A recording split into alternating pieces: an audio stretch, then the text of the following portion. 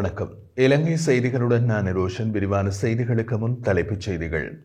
எதிர்வரும் நாட்களில் மீன்களையும் இறக்குமதி செய்ய வேண்டிய நிலைமை ஏற்படக்கூடும் என கைத்தொழில் அமைச்சர் சுலின் ஹேந்திரநாத் தெரிவிப்பு. இன்று ஆரம்பமாக இருந்த உள்ளூராட்சி மன்ற தேர்தலுக்கான ஸ்ரீலங்கா பொதுஜன பெரமுனவின் பிரச்சார நடவடிக்கைகள் ஒத்திவைப்பு. மஹிந்தவுக்கு நெருக்கடிகளை ஏற்படுத்தினால் உள்ளூராட்சி மன்ற தேர்தலில் மக்கள் அரசாங்கத்திற்கு பாடம் புகட்டுவார்கள். சர்வஜன சக்தியின் தேசிய அமைப்பாளர் திலும் அமனுகம சுட்டிக்காட்டு. கொள்கலன் நெரிசலை தீர்ப்பதற்கான நடவடிக்கைகள் எடுக்கப்படாவிடின் எதிர்வரும் வாரங்களில் கொள்கலன் தாங்கி ஊர்தி சாரதிகள் பணிப்புறக்கணிப்பில் ஈடுபடுவார்கள் என்று எச்சரிக்கை. தொடர்வது விரிவான செய்திகள்.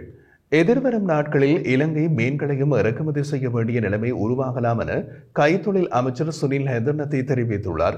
கொழும்பில் நடைபெற்றிருந்த நிகழ்வொன்றில் பேசும்போது இலங்கையிலிருந்து ஏற்றுமதி செய்யப்படும் மீன்கள் தரத்திற்கு உட்பட்டவை அல்ல என்பதையும் மீன் உற்பத்தியில் தரம் குறைவதற்கு காரணமாக அதற்கான தெளிவின்மையே உள்ளதாகவும் அவர் குறிப்பிட்டுள்ளார். இந்த நிலைமை காரணமாக நாட்டின் மீன் உற்பத்தி பின்னடைவு அடைந்துள்ளதாகவும் கடந்த 70 ஆண்டுகளாகவே இலங்கையின் உற்பத்தி பொருளாதாரம் தொடர்ந்து வீழ்ச்சியடைந்துள்ளதாகவும் அவர் சுட்டிக்காட்டினார். மேலும் நாட்டின் பொருளாதாரத்தை கொள்கையின் மூலம் பாதித்தவர்கள் தற்போது பொருளாதாரத்தை பற்றிய கேள்விகளை எழுப்புவது பயனற்றதாகவும் உண்மையினை நேருக்கு நேர் எதிர்கொள்வதை தவிர வேறு வழியில்லை எனவும் அவர் தெரிவித்தார். உள்ளூராட்சி மன்ற தேர்தலுக்கான ஸ்ரீலங்கா பொதுஜன பெரமுனவின் பிரச்சார நடவடிக்கைகள் அடுத்த மாதம் 2ஆம் தேதி வரை ஒத்திவைக்கப்பட்டுள்ளன. இன்றைய தினம் அனுராதபுரத்தில் இந்த நடவடிக்கைகளை ஆரம்பிக்க திட்டமிடப்பட்டிருந்தது. ஆனால் நாட்டில் நிலவும் பாதகமான காலநிலையை கருத்தில் கொண்டு தற்போது பிரச்சாரத்தை தொடங்குவது சரியானதல்ல என்று கட்சியின் பிரதிநிதிகள் தெரிவித்தனர். கட்சி பிரதிநிதிகளின் இந்த பரிந்துரையை அடிப்படையாக கொண்டு தேர்தல் பிரச்சாரத்தை தாமதப்படுத்த தீர்மானிக்கப்பட்டதாக பொதுச் செயலாளர் சட்டத்தரணி சாகர் காரியவசம் குறிப்பிட்டுள்ளார். இதன்படி அடுத்த மாதம் 2ஆம் தேதி கட்சியின் தேசிய அமைப்பாளர் மற்றும் நாடாளுமன்ற உறுப்பினர் நாமல் ராஜபக்சவின் தலைமையில் உள்ளூராட்சி மன்ற தேர்தலுக்கான பிரச்சார நடவடிக்கைகள் ஆரம்பிக்கப்பட உள்ளது. தற்போது கடுமையான பற்றாக்குறையால் உள்ள தேங்காய்களுக்கு மாற்றாக தேங்காய் தொடர்பான பொருட்களை அவசரமாக இறக்குமதி செய்வதோடு தேங்காய் இறக்குமதிகளுக்கு பொருந்தக்கூடிய நிலைமைகள் குறித்து ஆய்வு நடத்த சம்பந்தப்பட்ட அதிகாரிகளும் நியமிக்கப்படுவார்கள் என்று அதிகாரி ஒருவரின் தகவலை மேற்கோள் காட்டி செய்தி வெளியிடப்பட்டுள்ளது.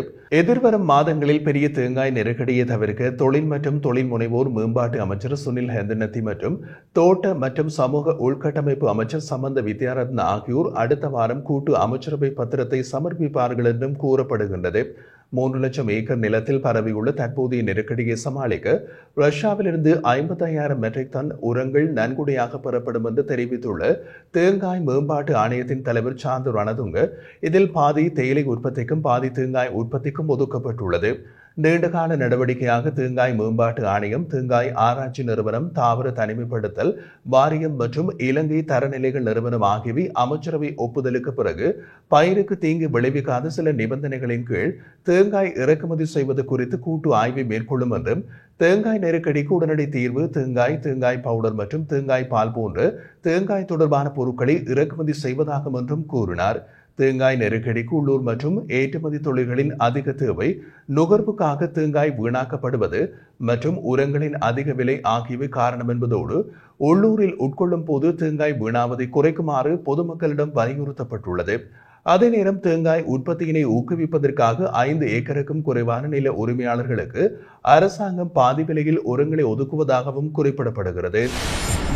முன்னாள் ஜனாதிபதி மஹிந்த ராஜபக்ச தொடர்பில் அனுருகுமார திசாநாயக்க குறிப்பிட்டுள்ள விடயங்கள் முற்றிலும் தவறானவை என்பதோடு ஜனாதிபதி இவ்வாறான கீழ்நிலைக்கு செல்வார் என்று நாங்களும் நாட்டு மக்களும் எதிர்பார்க்கவில்லை என முன்னாள் பாராளுமன்ற உறுப்பினர் குணபால ரத்னசேகர தெரிவித்தார். கொழும்பில் நடைபெற்றிருந்த ஊடகவியலாளர் சந்திப்பின் போது மேற்கண்டவாறு குறிப்பிட்ட அவர், ஜனாதிபதி பதவிக்குரிய கௌரவத்துடன் செயற்பட வேண்டும் என்பதை அவருக்கு நினைவுபடுத்துகிறோம் என்றார். அவர் மேலும் தெரிவிக்கையில், அனுருகுமார திசாநாயக்க ஆட்சிக்கு வருவதற்கு முன்னர் நாட்டு மக்களுக்கு பல வாக்குறுதிகளை வழங்கிய நிலையில் மக்களும் அதனை ஏற்றுக்கொண்டு அவருக்கு ஆணை வழங்கினார்கள். புதிய அரசாங்கம் மக்களின் எதிர்பார்ப்புக்கு அமைய செயற்படும் என்று நாங்கள் எதிர்பார்த்ததனால் அரசாங்கத்தின் நெருக்கடிக்குள்ளாக்கும் வகையில் எவ்வித கருத்துக்களையும் நாங்கள் குறிப்பிடவில்லை. முன்னாள் ஜனாதிபதிகளின் சிறப்புரிமைகள் மற்றும் சலுகைகள் தொடர்பாக ஆராய்வதற்கு நியமிக்கப்பட்ட குழுவின் அறிக்கைக்கு இணங்க முன்னாள் ஜனாதிபதிகளுக்கு வழங்கப்பட்டிருந்த ராணுவ பாதுகாப்பு முழுமையாக குறைக்கப்பட்டு 60 போலீஸ் உத்தியோகத்தர்கள் மாத்திரம் பாதுகாப்புக்கு வழங்கப்பட்டுள்ளனர். இதனையும் மக்களும் நாங்களும் பெரிதுபடுத்தவில்லை. ஆனால் ஜனாதிபதி அனுருகுமார திசாநாயக்க கடந்த வாரம் களுத்துறை பகுதியில் இடம்பெற்ற கூட்டத்தில் ஆற்றிய உரையில் முன்னாள் ஜனாதிபதிகள் தொடர்பாக குறிப்பாக மஹிந்த ராஜபக்ச தொடர்பில் குறிப்பிட்ட விடயங்கள் முற்றிலும் தவறானது.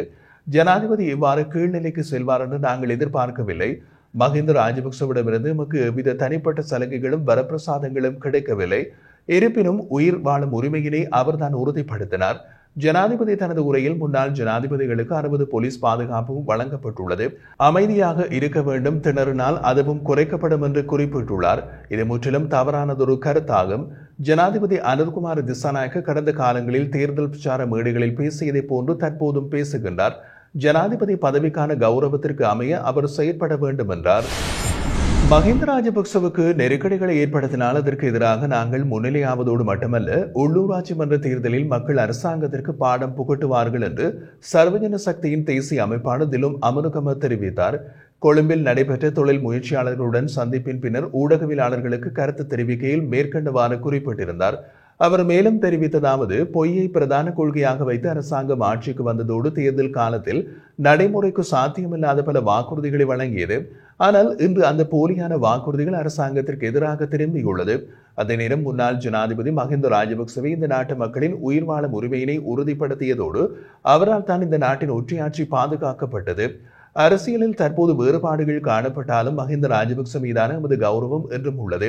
அவருக்கு நெருக்கடி ஏற்படுத்தினால் அதற்கு எதிராக முன்னிலையாகுவோம் என்பதனை அரசாங்கத்திற்கு குறிப்பிட்டுக் கொள்கின்றோம். அரசாங்கத்தின் போலியான வாக்குறுதிகளை மக்கள் தற்போது விளங்கிக் கொண்டு உள்ளூராட்சி மன்ற தேர்தலில் அரசாங்கத்திற்கு மக்கள் தக்க பாடம் புகட்டுவார்கள் என்பதை உறுதியாக குறிப்பிட முடியும் என்றார். கொழும்பு துறைமுகத்தில் ஏற்பட்டுள்ள கொள்கலன் நெரிசலை தீர்ப்பதற்கான நடவடிக்கைகளை உடனடியாக எடுக்கப்படாவிடின் எதிர்வரும் வாரங்களில் கொள்கலன் தாங்கி ஊர்தி சாரதிகள் பணிப்புறக்கணிப்பில் ஈடுபடுவார்கள் என்று கொள்கலன் தாங்கி ஊர்தி உரிமையாளர்கள் சங்கம் எச்சரித்துள்ளது. தனியார் தொலைக்காட்சியில் ஒளிபரப்பாகும் நிகழ்ச்சியில் கலந்து கொண்ட அந்த சங்கத்தின் தலைவர் சனத் மஞ்சுள இதனை தெரிவித்துள்ளதுடன் பல வாரங்களாக துறைமுகத்தில் நிலவும் நெரிசல் தொடர்பாக இதுவரை எந்த தீர்வும் எடுக்கப்படவில்லை என்று தெரிவித்துள்ளார்.